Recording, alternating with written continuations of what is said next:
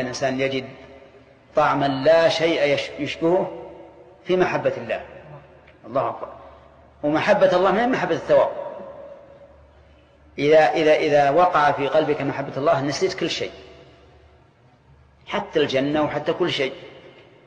تحب الله نفسه عز وجل، تحبه، حتى أنك ترى أن كل شيء يضمحل ويكون عبدا لله أمامك. فالمحبة محبة حقيقية لله، محبة.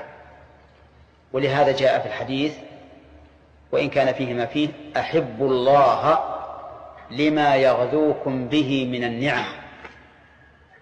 أحب الله لما يغذوكم به من النعم. كل النعم منين؟ وما بكم من نعمة فمن الله. وأكبر نعمة على الإنسان والله هي أن يهديه للإسلام. اليوم أكملت لكم دينكم وأتممت عليكم نعمتي.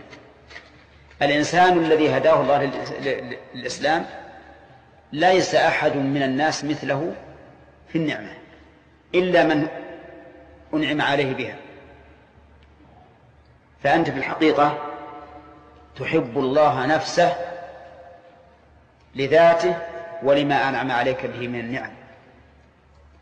وليست محبة الله كمحبة الزوجة، كمحبة الطعام، كمحبة الشراب، كمحبة اللباس، كمحبة السكن، كمحبة السيارة. لا، محبة لا يشبهها شيء. وجرب تجد. خلي قلبك صافيا يوما من الدهر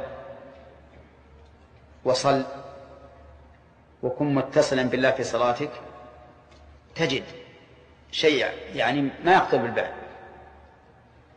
وتجد شيئا يبقى أثره مدة طويلة وأنت تتذكر تلك اللحظة التي كنت فيها متصلا بربك عز وجل.